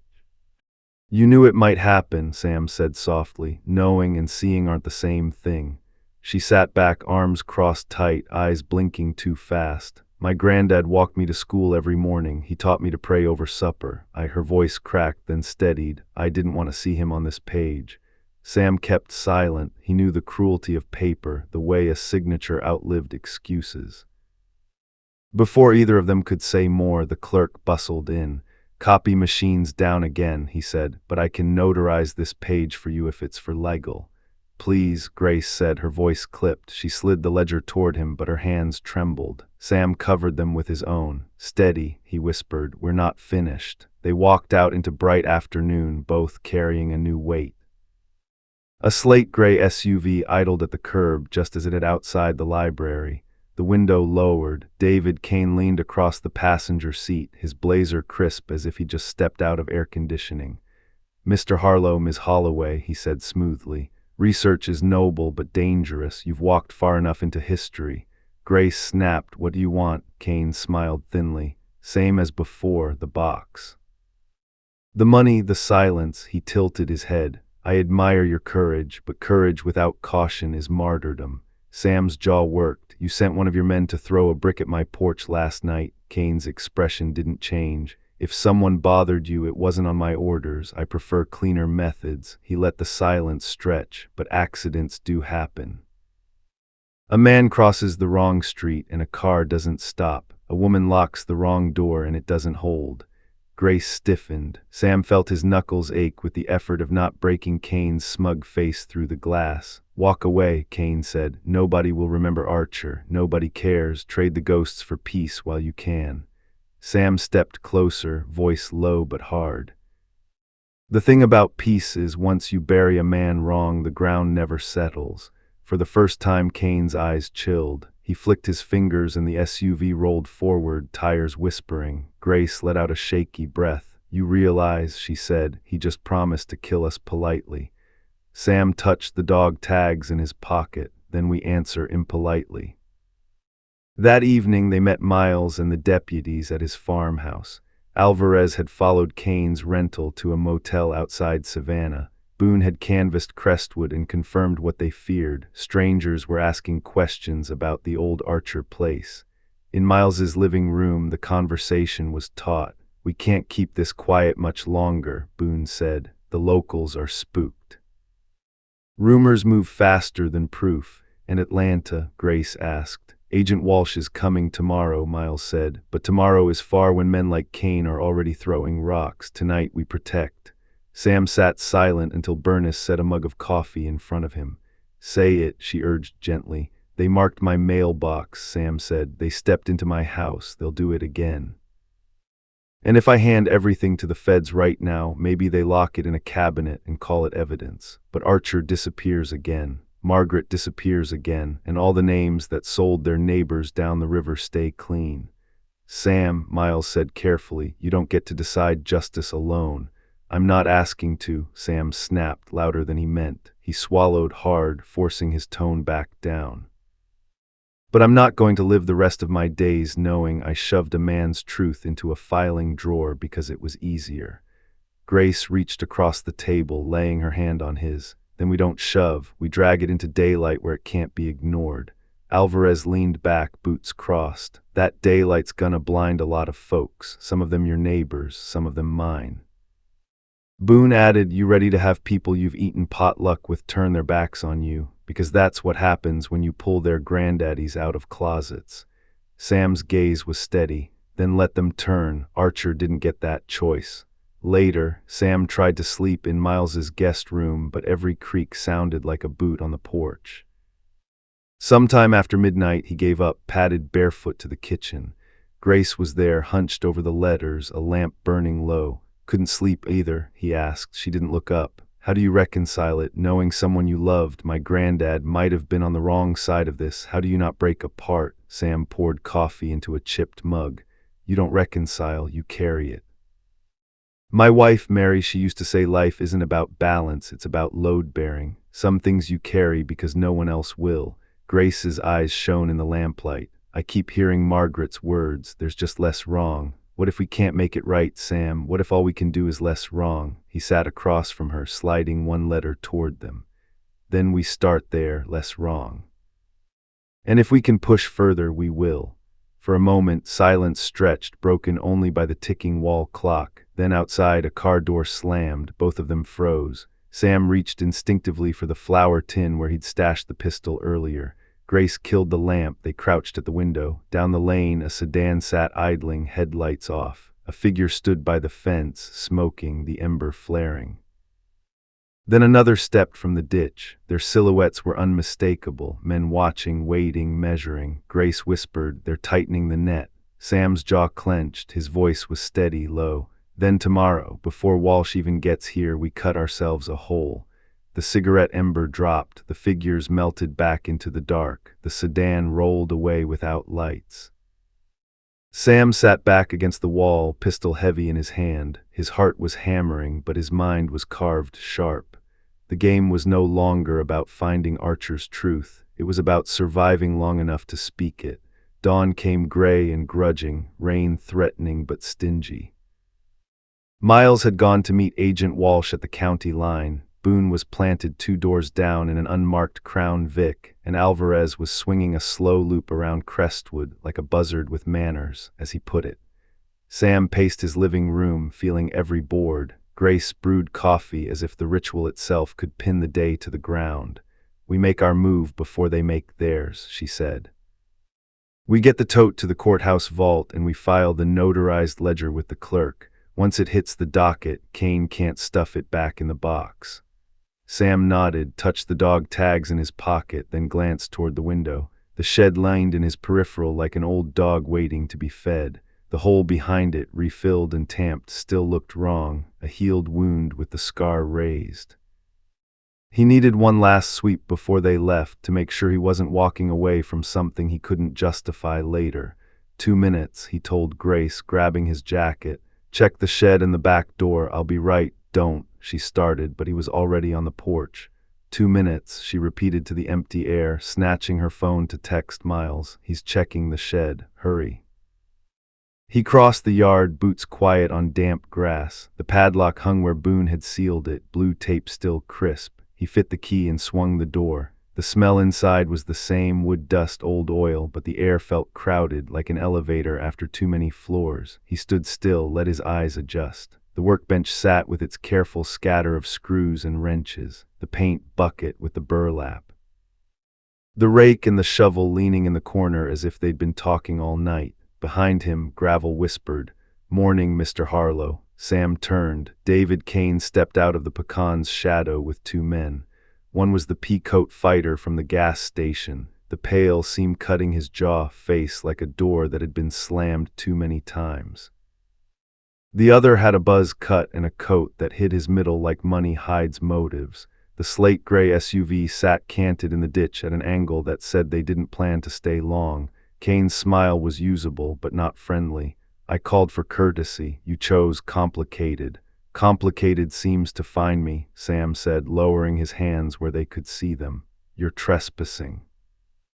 "Strong word," Kane said mildly. "We're only borrowing the morning."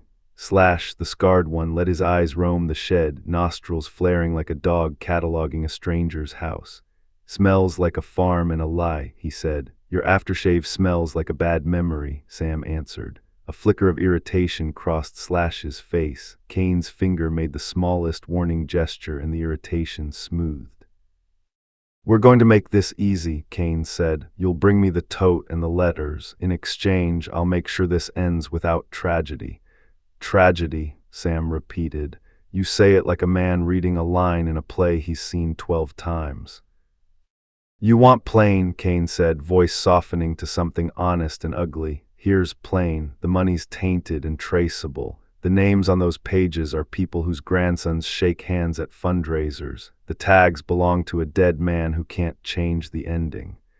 If you keep swimming against this current, Mr. Harlow, it will pull you under, and someone you like will go down with you. Say Grace's name, Sam said. Go on, be the kind of man who threatens librarians. Kane's eyes flattened. Bring me the box. Bring your warrant, Sam said. Slash moved first, quick for a man his size. He cut the distance in 3 predatory steps and slammed Sam into the door frame hard enough to rattle hinges. Pain lit Sam's shoulder like electricity. He tasted copper and grit. Where is it? Slash breathed, close enough for Sam to see the puckered white of the scar. Up close, the bay rum clung under cheap gasoline, an antiseptic sweetness overwrought. In the ground, Sam said, like good secrets and bad dogs. Slash's hand found his collar and squeezed. Kane watched, face expressionless, like a man studying a chessboard and admiring his own confidence. Grace's voice cut the yard. Get your hands off him. She stood 10 yards away, phone in one hand, pepper spray in the other. She held them like a person who would absolutely use both. You take 1 step toward me, she said to the buzz cut, and the whole county will hear exactly what you smell like. Kane's gaze flicked to her phone. His voice stayed smooth. Call whoever you like, he said. We're done before they get up the driveway. Wrong driveway, a new voice called. Miles's F-150 nose fed into the yard like a long-delayed storm.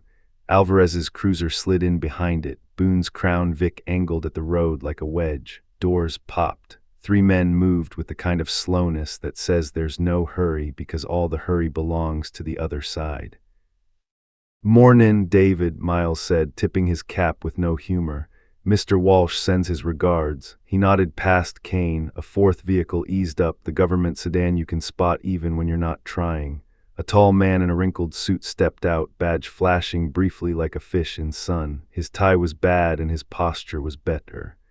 Agent Walsh, he introduced himself, voice level. We're going to stop making bad choices now. Slash's grip tightened. Sam felt black press in at the edges of his vision. He grabbed for a memory, the precise angle of Mary's laugh in a grocery aisle, and hung on until the dark receded. You brought friends, he told Miles through his teeth. Figured you'd start a party without me, Miles said. Felt rude to show up empty-handed. Kane held up both hands lawyerly. This is unnecessary. I was asking for the return of stolen property. Those tags were never yours, Sam said, and the money belonged to a court you and yours tried to buy like a hog at auction. Walsh looked bored in a professional way. Mr. Kane, the federal government would love to discuss your definition of return. Step away from Mr. Harlow. Slash's hand didn't move. He glanced at Kane, waiting. Kane considered the angles and for the first time looked unsure which axis the world would spin on. He flicked his chin. Slash released Sam with a last squeeze that promised more later and stepped back. 2 steps, Walsh said. Slash obeyed, jaw tight, eyes never leaving Sam's face. Buzzcut shifted his weight like his trigger finger itched in his pocket. Alvarez saw it and tilted his head once. Don't. Buzzcut decided to be smart in front of witnesses. Grace reached Sam, slid a hand under his arm. You all right? She whispered. Stupid and breathing, he answered, then louder for the yard. You came onto my property to take what isn't yours. You threatened my neighbor. You marked my mailbox like I'm a deer stand. Kane's smile returned brittle. Save the speeches for church, he said, then turned to Walsh. Agent, you can put on the show, but you and I both know no jury in Georgia is going to care about a box of old bills and a dead soldier when the men who keep their lights on are sitting in the front pew. That cynicism used to sound smart, Walsh said. Now it just sounds dated. Kane's composure cracked at the edges. My grandfather kept this town running when you were in diapers, he snapped. He paid for scholarships and roofs, and he buried a veteran's voice because it was going to cost him. Sam cut in, anger unspooling. Say it plain, counselor. He murdered Thomas Archer and paid the sheriff to write it neat. The silence fell so hard even the cicadas seemed to hold breath. Kane's face didn't move, but something in his eyes flashed, offense, then pride. Pride won. He wasn't murdered, Kane said, the words coming before sense could edit. He was helped off the board clean, quick, no mess. My grandfather did what had to be done when Archer couldn't keep his mouth shut. Grace gasped. Miles's head turned slow, like a gun turret. Alvarez's pen, which he'd been fiddling with, stilled. Boone's jaw flexed so hard a tendon jumped. Walsh didn't smile, but the skin around his eyes changed. Thank you, he said evenly. We'll add that to the statement you're going to make downtown. Kane realized what he'd said a beat too late. That's not, he began, then stopped. The mask came back, but the hairline crack showed. You have nothing. We have serial matches from a federal seizure in 1953. Grace shot back. The librarian turned litigator. We have notarized employment ledgers, a forged probate declaration, and a priest ready to testify that D. Keating signed out Margaret Archer's lockbox. We have your tail on airport security, and now we have your mouth. Slash shifted, shoulders rolling. We're done, he said to Kane low. We need out. Stay, Walsh said, hand flat, tone conversational. Or leave and we'll enjoy the chase. I've been meaning to stretch my legs. Kane's eyes flicked to the SUV, to the road boxed by cars, to Sam, the old man he'd assumed would break when pressed. He misjudged the ground. He lifted his chin, tried one more sermon. You think this ends with me, he said. You don't understand inheritance. Sam straightened, shoulder throbbing, the shed at his back like a spine. We understand it perfectly, he said. He touched the tags through his jacket. We're changing who gets it. For a long beat, the yard was a standoff of breath and decisions.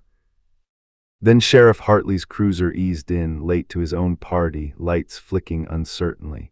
The sight of a camera in Alvarez's hand seemed to decide Kane. He placed his palms together, almost prayerful, and smiled a lawyer's smile that had gone out of style. We'll be in touch, he said. No, Miles answered. We will. Walsh stepped forward, produced a folded document like a magician pulls scarves. Mr. Kane, Mr. Keating, because that is your name, isn't it, David? This is a federal detention request. You can come politely, or you can find out how impolite my day can get. Slash looked at Kane. For the first time, he didn't wait for the nod. He bolted, fast, low, a sudden animal. Alvarez was quicker. He pivoted like a shortstop, shoulder-checked Slash with the kind of precision you only learn breaking up fights in church parking lots, and sent him into the patch of bare dirt where the mound had been. The scarred face ate soil. The bay rum turned to clay and spit. Language, Alvarez said mildly, nailing with a knee on Slash's wrist. There's ladies present. Kane didn't run. He held out his wrists like a man making a point in court. Walsh took them without ceremony, voice dry. You have the right to remain silent. Might I recommend it? As the cuffs clicked, rain finally came, fat drops that darkened dust and made the pecan leaves clap. Grace let out a breath that had been trapped since dawn. Sam leaned against the shed and felt the old wood answer his weight. His shoulder screamed, his hands trembled, but somewhere under the pain something unclenched, the knowledge that whatever came next, the truth was no longer just a bucket in a shed. Miles looked over. You okay? Ask me when the adrenaline stops buying me bad decisions, Sam said. He glanced at the bare patch of earth, the place where a box had slept and a man's name had waited. Rain dimpled it, gentle as absolution. Get Agent Walsh your lists, Miles said softly. Then go see a doctor about that shoulder. Grace touched Sam's sleeve. We did not bury him twice, she said. No, Sam answered, watching Kane led to the sedan, Slash sputtering curses under the rain. Now we make sure no one else can. Rain drummed the courthouse portico, washing dust from the columns like old sins slipping off marble. Inside, Agent Walsh turned a small conference room into a war room, copies taped to walls, a whiteboard that filled with arrows and dates, a table littered with coffee stirrers and names that had once moved shipments and favors instead of ink. Kane sat in an adjacent room with his lawyer, jaw tight, cuffs gone but control not returned. Real name Dominic Voss glowered at his own reflection in the dark window, smelling like clay and regret. Sheriff Hartley shifted his weight like a man failing a quiet test. Walsh tapped the serial list with his pen. "We've already matched 8 numbers from your bucket to a 1953 seizure," he said to Sam and Grace. That case went cold when a key witness failed to appear. "Thomas Archer," Grace said. The name steadied her like a breath. "Thomas Archer," Walsh repeated. "The dog tags and uniform give us connective tissue. The ledgers tie Archer to the docks. The priest gives us a chain to Keating. And Mr. Kane," he jerked a thumb at the wall as if it were a person, "contributed voluntary statements that will read very poorly in print." Hartley cleared his throat. "Let's remember these families did a lot for this county," he said, voice trying to wear both sides of a hat. "Our job is to keep the peace, not start a war with ghosts." "You can't keep a peace that never existed," Grace said, sharper than before. "You can only stop pretending." Sam watched the sheriff flinch like he'd been touched on a bruise. The room felt packed, evidence and egos jostling. Walsh looked at Sam. "The box," he said. "Tell me again how you found it." Sam told it as plainly as he could. Storm, leaning shed, the mound that had grown like a stubborn truth. He kept Mary's memory for himself. When he finished, the room had lost a little of its professional slouch. "I want to search Archer's old property," Walsh said. "Legal and thorough. Sheriff Hartley, your office can co-sign the warrant. Mr. Harlow, you stand back while we do it." "You've done enough lifting," Sam said. "Feels like I just got under the bar." Walsh's mouth twitched. "You'll like this lift better. It's the government's turn." They went as a caravan through wet streets. Grace rode with Walsh, phone buzzing with texts from the library. "Are you safe? Is it true?" And a single message from an aunt in Charleston. "You are brave. We didn't know how." That last sentence made her swallow twice. Back at the house, deputies strung yellow tape like a bad ribbon. The shed stood open, stripped of its secrecy. Walsh's text photographed every inch: the paint bucket, the burlap, the disturbed earth. Boone measured the hole behind the shed with a surveyor's eye and shook his head. "Whoever buried that box wanted it found eventually," he said. "Or they wanted it to heave itself up when time and groundwater got mean." A tech lifted the army jacket with gloved hands, lay it flat on clean butcher paper. He ran fingers along the lining, then stopped. "Something stitched into the hem," he murmured. Sam stepped closer despite himself. The tech teased loose a line of old thread, careful as a luthier. A narrow oilskin sleeve slid free, thinner than a wallet, stained like rain had once tried and failed to eat it. He laid it open. Inside, a single page, folded small, writing sandwiched tight to protect it. Walsh peered. "Don't touch," he warned out of reflex, then nodded for the camera. The page unfurled under the lens, affidavit of Thomas K. Archer, typed and signed in a steady hand, with a smudged notary stamp so faint it could have been a thumbprint. The date, December 18, 1952. Grace's eyes filled fast. She read aloud, voice just above a whisper. "I, Thomas K. Archer, do attest that shipments received at Trustman Warehouse were altered under the direction of Raphael Rafe, Keating and Associates. U.S. property and currency were diverted. I have retained a portion of said currency as proof to be surrendered to federal agents at time of testimony.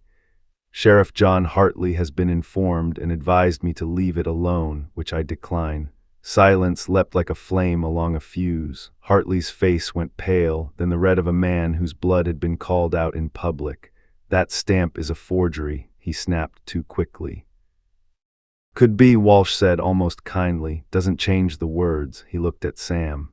"Mr. Harlow, may I be the first to say you dug up more than a box." Sam didn't trust his voice. He nodded, jaw tight, the dog tags in his pocket suddenly heavy as anchors. "Keep reading," Boone urged softly. It wasn't Boone's voice that pushed them forward, but the certainty that the page wanted air. Grace continued.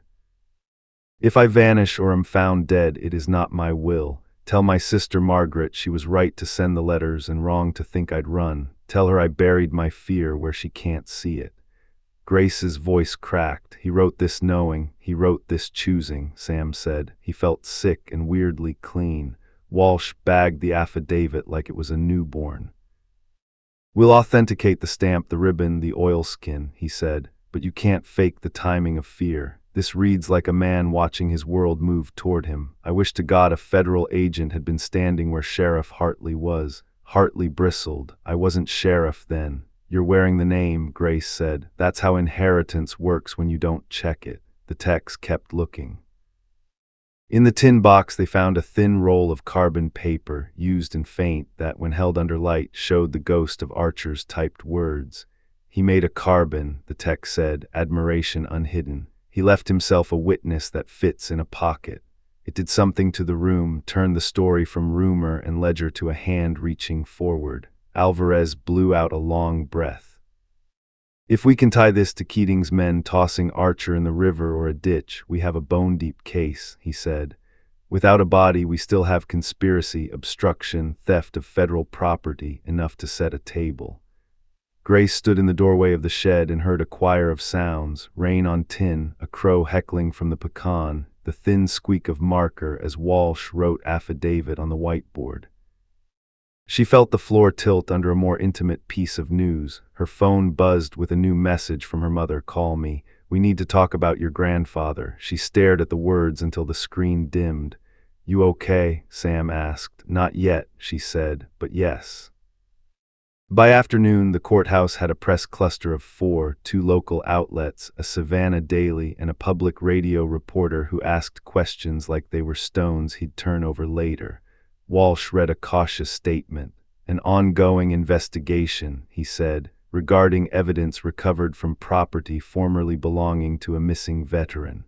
He didn't say smuggling or murder or Keating. He didn't have to. The questions filled the gaps. Kane's lawyer came out first, chin high. Mr. Kane has no comment, he said, voice metallic. He is cooperating as a courtesy. When someone shouted, did he just admit your grandfather had a man killed? The lawyer smiled with no warmth. We don't litigate family lore on sidewalks.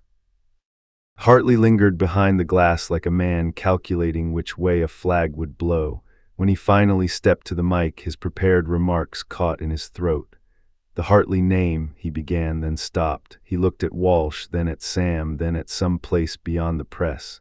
The Hartley name will cooperate fully, he said finally, and it sounded like he'd traded something for those words.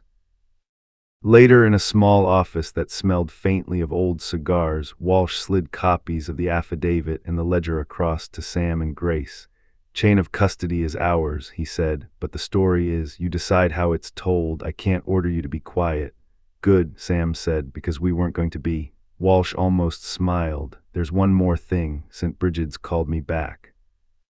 Father O'Malley found a second ledger donor records. Rafe Keating donated to the church scholarship fund the same week Margaret's box was signed out. He wrote, in memory of TKA on the line, arrogant men leave carvings. Grace's throat worked, her eyes brightened with something that wasn't only grief. Then he knew what he'd done and wanted a priest to absolve his checkbook. Priests can't absolve ledgers, Walsh said. Only courts can, and sometimes neighbors. Sam reached for the uniform jacket on the table just to steady it, and his fingers found the familiar ruff of wool. He thought of Archer's last words to Margaret, unwritten but implied, I buried my fear where you can't see it. He had done the opposite these last days, hauled his fear into rooms, laid it on tables, let men poke at it with pens. What happens next? Sam asked. Grand jury, Walsh said, then indictments, maybe a dig in places Keating's men like to lose things. We'll knock on doors that used to stay closed. He looked at Sam evenly. It will get uglier before it gets better. Sam nodded. Most cleaning does. Meanwhile, Walsh added, there's a veterans museum in Savannah that would take Archer's uniform and tags on loan until we finish, with a plaque that doesn't lie. Grace turned to Sam, voice soft. Let's bring him in from the yard. That night, they drove to Savannah with the box in the trunk of a government car, rain rinsing the highways. The museum director met them at a side door, small woman, iron in her spine, eyes that said she knew about men like Rafe and chose to work anyway. "We keep faith here," she said, touching the dog tags with two careful fingers. "Not myths, faith." Sam signed the loan form with a steady hand that surprised him. He watched as the curator slid Archer's jacket onto a mannequin, smoothed the lapel, pinned a small card. "Captain Thomas K. Archer, 317th Infantry, Purple Heart, missing 1953. There would be more words later, but the simplicity landed like a verdict. In the quiet of the gallery, Grace slipped him an envelope. "The librarian's blessing," she said. Inside was a copy she'd made of the affidavit, not to replace the original, but to hold like proof in a pocket on bad days. Sam tucked it near his heart. "There's a word Mary liked," he said, voice rough. "Enough, not as in settling, as in finally." Grace looked up at Archer's jacket, at the way the dog tags rested. "We're not finished," she said. "No," Sam answered, listening to the hum of the city, the rain on the museum roof, the way history made a different kind of weather when it was ready to change. "But we're not buried either." The dedication ceremony was small, but weight carried its own audience. A line of veterans in mismatched caps stood with backs stiffened by memory rather than youth. Reporters clicked photographs that would land somewhere between the Metro page and the archives. In the center of the Savannah Veterans Museum, under muted lights, Captain Thomas K. Archer's jacket and dog tags gleamed behind glass. Sam stood near the display with Grace at his side. Agent Walsh spoke briefly about unfinished stories finally brought into the record, his voice clipped, professional. When he stepped back, he surprised Sam. "Mr. Harlow, would you like to say something?" Sam froze. He wasn't a man for podiums, yet he heard Mary's voice in the back of his mind. "Some truths need a mouth, Sam. Don't leave them begging." He stepped forward, hat in hand. His voice shook at first, then steadied. Thomas Archer wasn't famous. He didn't get to finish his testimony or see his name in lights. He was a soldier, a brother, a man who believed wrong should be named. For 70 years he was left in the dirt while men who betrayed him were called respectable. Today that changes. Today his name doesn't belong to shadows. It belongs to all of us. He set the dog tags gently on the podium, then stepped away, unable to say more without cracking. Grace followed, her words quieter but no less sharp. "History doesn't hide forever. Someone always digs, but the harder part is listening when it speaks. I hope we keep listening." The room went silent, the kind of silence that honors. That evening Sam returned home. The shed leaned as it always had, stubborn and tired. The scar of earth where the mound once rose had softened under new grass. He carried a packet of wildflower seeds Mary had bought years ago, long forgotten, in a drawer. Kneeling, he pressed them into the soil. "It's not a grave," he whispered, "but it'll do." As he covered the seeds, he thought of Archer writing his affidavit with steady fingers, of Margaret's desperate letters, of Grace's trembling voice in the kitchen, and of Cain's smug confession crumbling under rain. He thought of Mary's laughter, folded into all of it like a note in a pocket. When he stood, dusk was gathering. Boone's Crown Vic idled at the end of the road, a quiet promise that some shadows would be kept at bay. Sam wiped his hands on his jeans, looked once more at the patch of earth, and let out a long breath. "You're not buried twice anymore, Archer," he said. The wind rustled through the pecan leaves like applause. For the first time in weeks, Sam felt the house behind him was only a house again, boards, nails, the smell of coffee and oil. Not a stage, not a battlefield, not a vault of secrets, just home. And in that quiet he realized the past doesn't vanish, but sometimes, if you carry it far enough into the light, it finally learns how to rest.